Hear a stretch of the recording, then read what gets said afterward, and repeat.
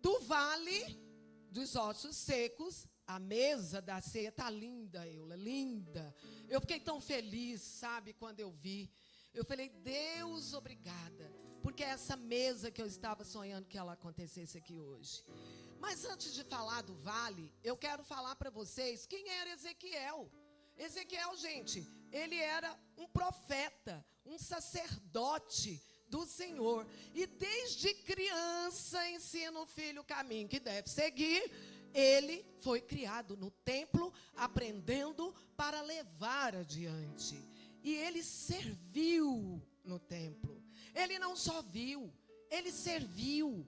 Vamos ensinar as nossas crianças a servirem. E você também está para servir. E ele serviu no templo. Foi preparado para ensinar a palavra, conduzir o povo à presença de Deus. E ele inicia o seu ministério aos 30 anos. Aos 30 anos, ele começa.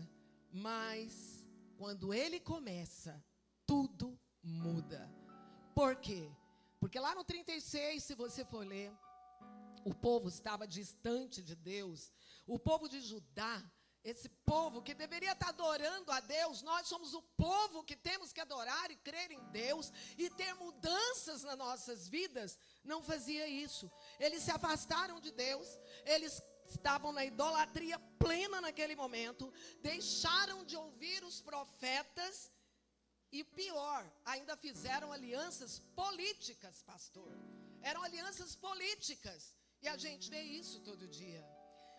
E Deus não existia mais para um povo que foi escolhido, para Israel que era acolhido em diversas formas. Então veio o quê? A disciplina de Deus. E se você está pensando que Deus não disciplina, Ele disciplina sim.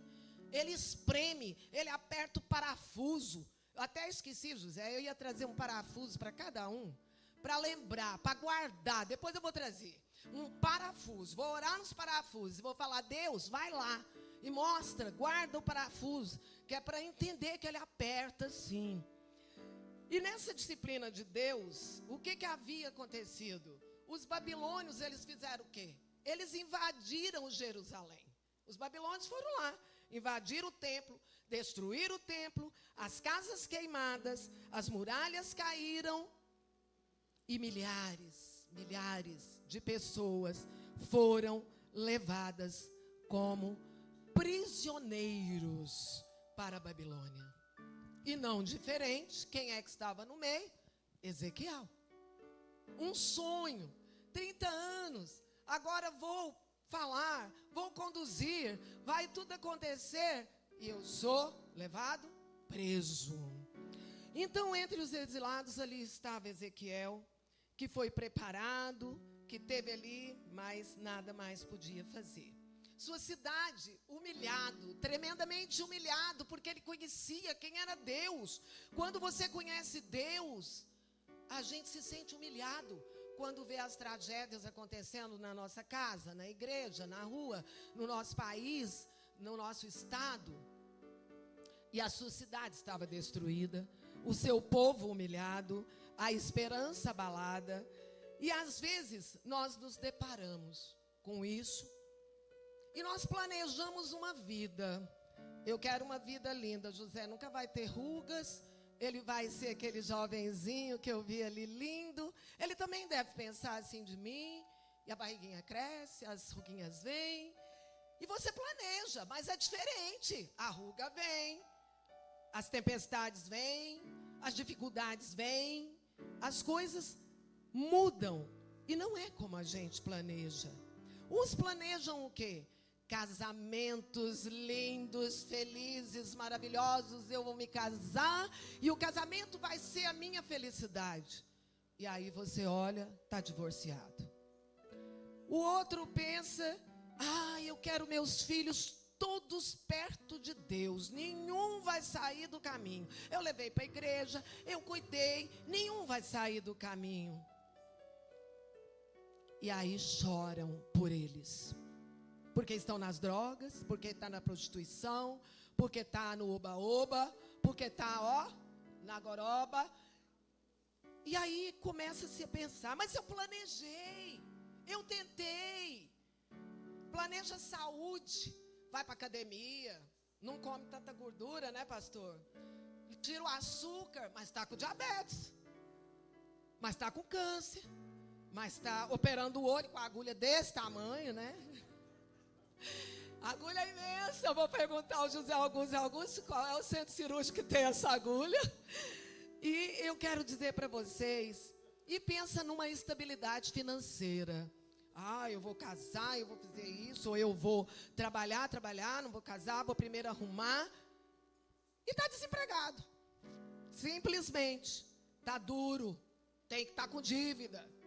Então, esses são alguns planos humanos que eu peguei para mostrar para vocês. E aí aparece que a nossa Jerusalém desabou nessa hora. A nossa Jerusalém, que você vê uma mesa linda, tudo posto, tudo maravilhoso, ela desaba. E o povo estava passando por aquilo. Jerusalém desabou, não tinha mais nada, não tinha casa, não tinha muro. O templo, gente, era a maior riqueza, estava queimado, quebrado. E foi neste momento da história, que agora eu entro na história, para dizer para vocês que Deus começou a falar para Ezequiel. E a Bíblia nos relata, a Bíblia nos diz, que Ezequiel ele fala, vocês viram aqui, veio sobre mim a mão de quem? Do Senhor. Igreja, acorda e fala, não fica como o Vale dos Ossos Secos, não. Eu vou perguntar, se não falar, vou chamar aqui. E antes de Deus mostrar o vale para Ezequiel, o que Deus fez? A mão dele veio sobre Ezequiel. Antes do problema acontecer, Deus está com você. É você que não vê. É você que não enxergou. Não é Deus. Deus deixou. Deus mandou esse problema. Eu tenho que passar por isso. Tem que passar nada. Nada. Deus te dá prazer, Deus te dá alegria, a menos que Ele precise apertar o seu parafuso, mas não é Ele que vai mandar, porque é você que cria e as circunstâncias vêm. Toda ação tem uma consequência.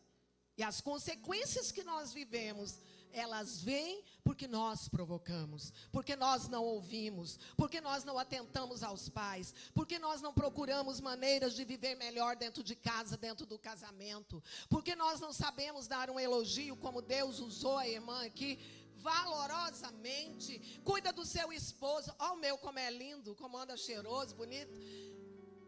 Olha os meus filhos, eles são extremamente corretos? Não é isso. Mas nós temos que cuidar. A gente tem que dar uma palavra. A gente tem que socorrer. A gente tem que correr atrás daquilo que você está vendo. E você não profetiza. E você diz, está vendo, olha como é que esse menino é, como é que essa menina é. Olha esse marido, ele não melhora, ele não vai.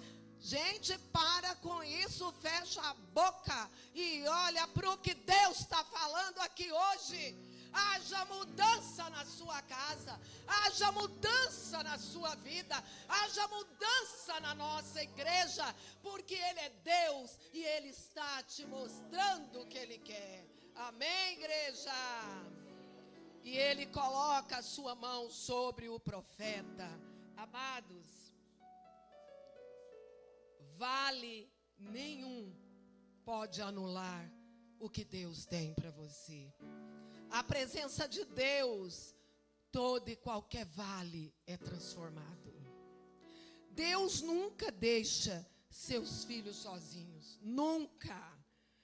Deus caminha conosco e Ele nos dá o quê? Força.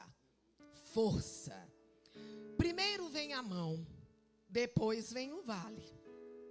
Aí, veja bem, Deus leva Ezequiel para aquele vale, mas não era um vale qualquer.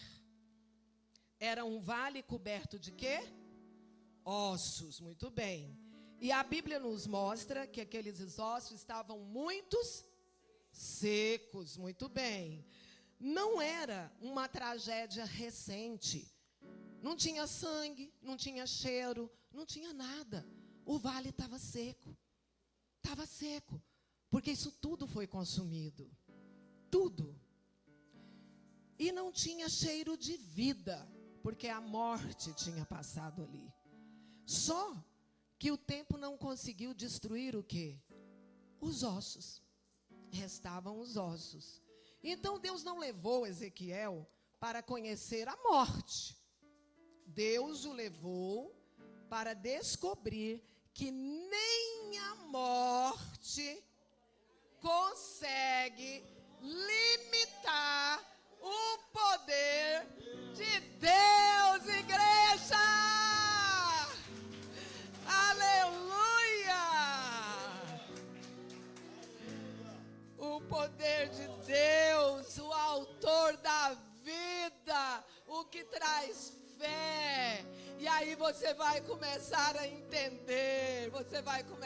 entender, que é do vale a mesa. É na mesa que a gente resolve. É na mesa que os pecados são perdoados. É na mesa que você se lembra dos seus erros. É na mesa aonde tem vida.